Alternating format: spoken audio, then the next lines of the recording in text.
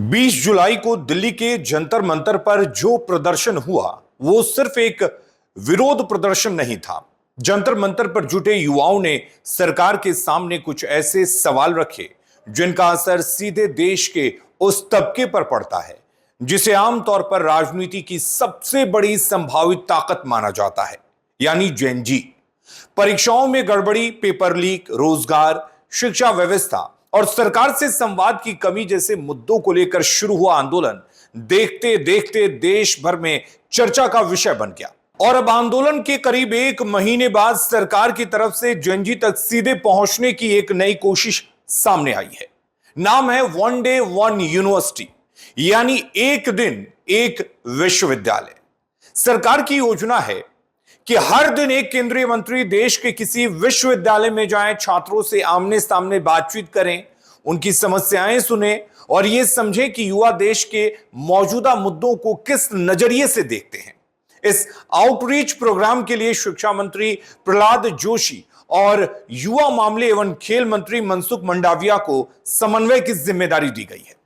अब सरकार के इस one day one university program के बाद सवाल तो उठेंगे ही कि आखिर सरकार को अचानक विश्वविद्यालयों तक जाने की जरूरत क्यों महसूस हुई, और क्या यह सिर्फ एक सरकारी आउटरीच प्रोग्राम है या फिर 20 जुलाई के जेन जी आंदोलन के बाद बदली हुई राजनीतिक रणनीति। इसे समझने के लिए पहले उस आंदोलन को समझना जरूरी है। 20 जुलाई 2026 को दिल्ली के जंतर मंतर और उसके आसपास बड़ी संख्या में युवा और छात्र जुटे। आंदोलन के केंद्र में परीक्षा व्यवस्था और कथित पेपर लीक जैसे सवाल थे, लेकिन धीरे धीरे इसके साथ बेरोजगारी, शिक्षा व्यवस्था और सरकार की जवाबदेही जैसे मुद्दे भी जुड़ते चले गए। सबसे महत्वपूर्ण बात यह रही कि यह आंदोलन सिर्फ पारंपरिक छात्र राजनीति के ढांचे में नहीं रहा। Social media, memes, short video और डिजिटल कैंपेन ने इसकी पहुंच को बहुत बड़ा बना दिया। यानी विरोध की भाषा भी बदली और उसे फैलाने का तरीका भी। कई अंतर्राष्ट्रीय मीडिया रिपोर्ट्स ने भी इस आंदोलन को जेन जी की नई तरह की राजनीतिक भागीदारी के उदाहरण के तौर पर देखा। सरकार के सामने एक और चुनौती थी। यह सिर्फ एक परीक्षा या एक मंत्रालय का मामला नहीं रह गया था। यह सवाल बन गया था कि देश का युवा सरकार को किस नजरिए से देख रहा है और क्या सरकार युवाओं की भाषा, उनकी प्राथमिकताओं और उनकी नाराजगी को समझ पा रही है। इस आंदोलन की सबसे बड़ी राजनीतिक उपलब्धि रही शिक्षा मंत्री धर्मेंद्र प्रधान का इस्तीफा। 25 जुलाई को राष्ट्रपति ने धर्मेंद्र प्रधान का इस्तीफा स्वीकार किया और प्रहलाद जोशी को शिक्षा मंत्रालय की जिम्मेदारी दी गई। यह बदलाव ऐसे समय में हुआ जब छात्र आंदोलन में शिक्षा मंत्री के इस्तीफे की मांग प्रमुख मांगों में शामिल थी और इसके बाद 36 दिन से चल रहा आंदोलन खत्म हुआ। यानी सरकार ने एक राजनीतिक संदेश दिया। शिक्षा और परीक्षा व्यवस्था से जुड़ी नाराजगी को नजरअंदाज नहीं किया जा सकता। लेकिन कहानी यही खत्म नहीं हुई, क्योंकि मंत्री बदलने के बाद भी सवाल वही रहे। परीक्षा व्यवस्था पर भरोसा कैसे लौटेगा? युवाओं को रोजगार के बेहतर अवसर कैसे मिलेंगे? और सबसे महत्वपूर्ण, सरकार और विश्वविद्यालयों के छात्रों के बीच की दूरी आखिर कैसे कम होगी? और यहीं से वन डे वन यूनिवर्सिटी योजना को देखना चाहिए। अब बताते हैं आखिर वन डे वन यूनिवर्सिटी योजना है क्या। दरअसल सरकार की योजना है कि देश के अलग अलग विश्वविद्यालयों में केंद्रीय मंत्रियों की मौजूदगी बढ़ाई जाए।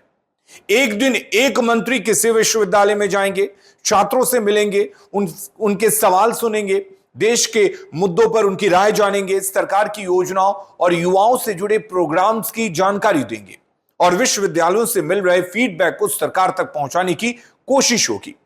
इस प्रोग्राम में अलग अलग केंद्रीय मंत्रियों को विश्वविद्यालय के साथ जोड़ा जाएगा और शिक्षा मंत्री प्रहलाद जोशी और युवा मामले एवं खेल मंत्री मनसुख मंडाविया इस कोऑर्डिनेशन की जिम्मेदारी को संभालेंगे। यानी यह सिर्फ भाषण देने का कार्यक्रम नहीं है। सरकार का दावा और उद्देश्य तो कम से कम यही दिखाता है कि मंत्री स्टूडेंट्स को सुनेंगे भी। लेकिन सवाल तो यही है कि आखिर अभी इसकी जरूरत क्यों पड़ी? क्योंकि जेन जी अब सिर्फ वोट बैंक के रूप में नहीं देखा जा सकता। यह वो पीढ़ी है जो सोशल मीडिया पर सक्रिय है, ये पीढ़ी सवाल पूछने में हिचकिचाती नहीं है और 20 जुलाई के आंदोलन ने यह दिखाया। एक मुद्दे से शुरू हुआ विरोध देखते ही देखते सरकार और व्यवस्था से जुड़े बड़े सवालों में बदल गया।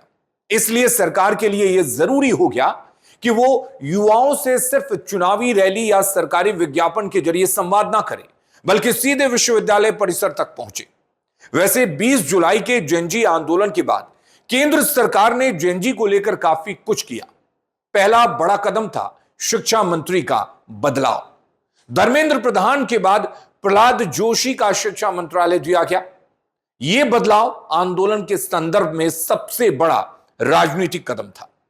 दूसरा कदम है सीधे संवाद की कोशिश, और वनडे वन यूनिवर्सिटी इसी का हिस्सा है। तीसरा पहलू है युवाओं के मुद्दों पर ज्यादा सीधा फोकस। सरकार के इस आउटरीच में शिक्षा के साथ साथ रोजगार, स्किल डेवलपमेंट और युवाओं के लिए उपलब्ध सरकारी योजनाओं की जानकारी भी शामिल होने की बात सामने आई है। यानी संदेश यह है कि सरकार सिर्फ छात्रों की शिकायत सुनना नहीं चाहती, बल्कि युवाओं के बीच अपनी योजनाओं और नीतियों को भी सीधे ले जाना चाहती है। लेकिन क्या सिर्फ मंत्री के विश्वविद्यालय पहुंचने से जेनजी का भरोसा लौट आएगा? यही सबसे महत्वपूर्ण सवाल है।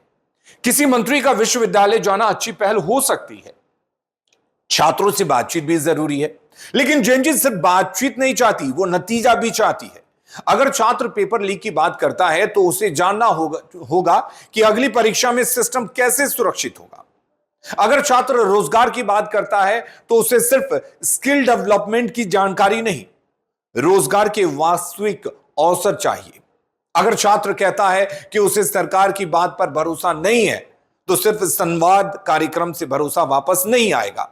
भरोसा बनता है नीति से, पारदर्शिता से और नतीजों से, और यही इस प्रोग्राम की असली परीक्षा होगी। और यहां एक और बड़ा राजनीतिक पहलू है।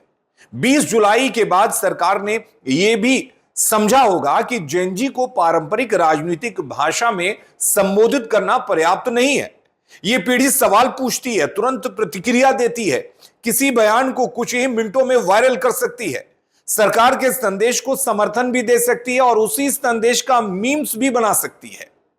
इसलिए सरकार के सामने चुनौती सिर्फ पॉलिसी की नहीं है, चुनौती कम्युनिकेशन की भी है।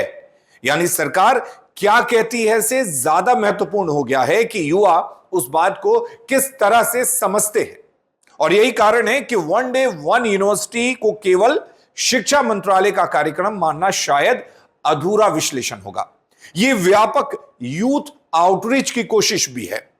सरकार युवाओं के साथ साथ कम्युनिकेशन गैप को भी कम करना चाहती है। यह प्रोग्राम सरकार के लिए उतना ही जरूरी है जितना छात्र के लिए। सरकार युवाओं की नाराजगी समझना चाहती है, युवाओं की नीतियों और फैसलों को समझना चाहती है। इस दोनों के बीच जो दूरी है, यानी कि सरकार और स्टूडेंट्स, यूथ, जेनजी के बीच जो दूरी है, उसे कम करना ही इस प्रोग्राम का असली उद्देश्य है। वनडे वन यूनिवर्सिटी का नाम सुनने में बहुत आकर्षक है। हर दिन एक विश्वविद्यालय, हर दिन मंत्री, हर दिन छात्रों से बातचीत, लेकिन इसका असर इस बात से तय होगा कि इन बैठकों के बाद क्या होता है। क्या छात्रों की शिकायतों का कोई डेटाबेस बनेगा? क्या विश्वविद्यालयों से मिले फीडबैक पर मंत्रालय अपना जवाब देगा? क्या छात्रों को दोबारा बताया जाएगा कि उनकी शिकायत पर क्या कार्रवाई हुई? क्या परीक्षा व्यवस्था में कोई ठोस सुधार दिखाई देगा? क्या रोजगार और स्किल डेवलपमेंट के सवालों पर मेजरेबल रिजल्ट, निर्णायक जो रिजल्ट है वो सामने आएंगे?